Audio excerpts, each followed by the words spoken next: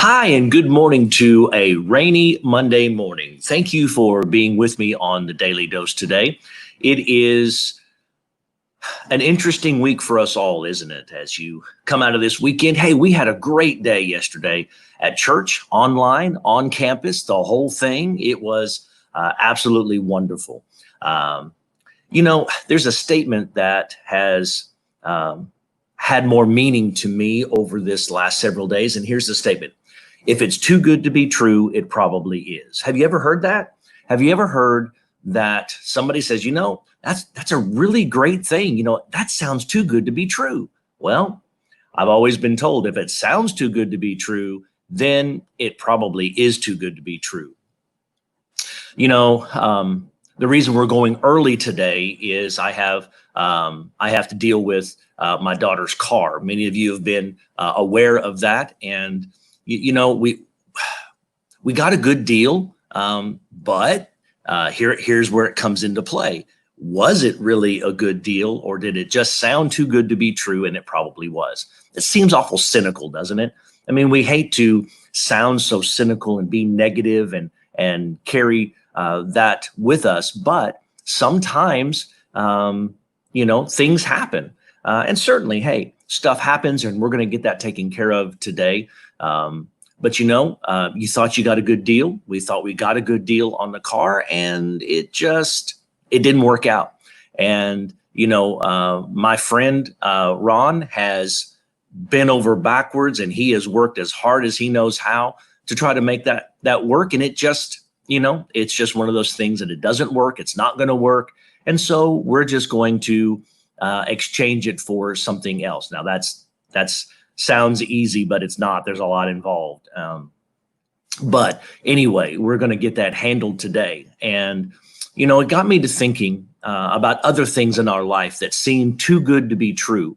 When you hear about Jesus and people talk about Jesus, many in our world today will say, well, that's a fairy tale, or they'll say that's too good to be true, or that can't really be the way things are.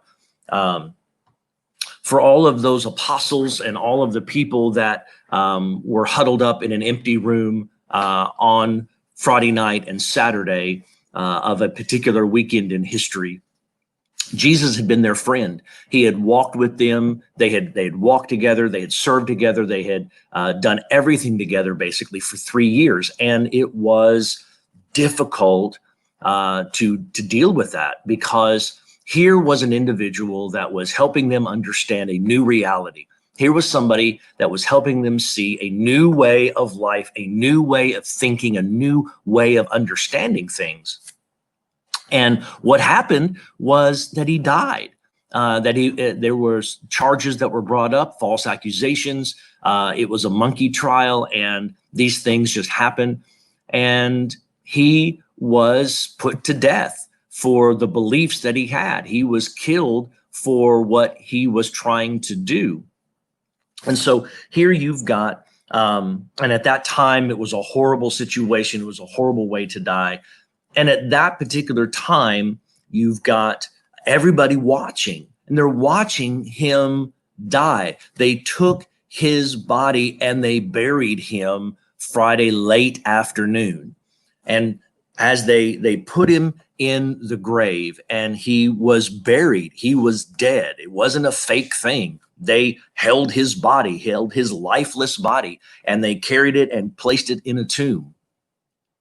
And then they didn't know what to do. They had no idea what they were supposed to do. And here they are on Friday night. They're huddled up. They're scared. They don't know what to do. On Saturday, all of these thoughts and all of these feelings were just dealing within them, and they had no idea how to handle that. And as they were working through all of these things, doubt came in, frustration came in, and all of these emotions came in, and they were having a difficulty. Well, Sunday morning comes along, and they're all, around in the morning. The ladies had gotten up. They were going to go take care of some things with the body that needed to be handled. And they come back and they knock on the door and they run in and, hey, guys, guess what? He's alive. He's what? He's alive. Jesus isn't dead. He's alive.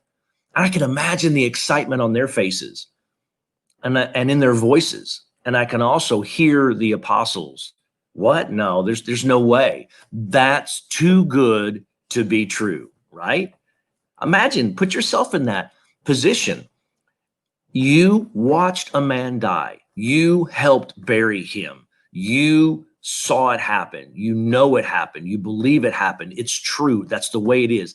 And for a dead man to come back to life is too good to be true. There's no way that that's possible. Well, Peter and John go to investigate it for themselves, and they're dumbfounded. They have no idea what to even think. They have no idea what to even consider. Well, then later, two men from down the road in a town called Emmaus, they come up. Hey, guess what? Guess what? Jesus is alive, and it's just difficult for everybody to believe, and it's difficult for everybody to accept what was going on. In fact, one of the disciples wasn't even there. Now, Thomas gets a bad rap, right? I mean, what do we call him? We call him Doubting Thomas, right? And so he gets this horrible situation. But I want us to be honest. How many of us would still be there? I mean, they just couldn't believe it. It was something that was too good to be true. And I think that much of our world today looks at Christianity. They look at Jesus. They look at the gospel and they say, you know what? That's just too good to be true. To have hope for an eternity that I don't even know if I believe, that's too good to be true. To be completely exonerated, to be completely acquitted of all of my things, that's way too good to be true. That just can't happen. That's just not true. That can't be the way things are. And yet it was the way things are. And here's the deal, and here's the situation. Our sinful nature, this fallen state that we live in, makes us prone to unbelief. We likely don't believe what we see and what we hear because of that sense of unbelief. Just think about that for a second and consider that for a second. The position that we're in because of our wrong choices, because of the sinful nature that was handed down to us generation to generation, it makes us prone to unbelief. We get skeptical. We don't believe the things that were and are. We just have a hard time believing. And this gospel that says that I'm completely separated from God, and yet if I would put faith in somebody I haven't seen, put faith in something that I'm not sure exists, if I will trust that and believe that, then I'm going to have everything fixed. I'm going to get to my life starts over. My eternity is secure. All of my wrong choices can be acquitted and exonerated from my eternal file. I mean, really? That just sounds too good to be true. And I understand it does sound too good to be true.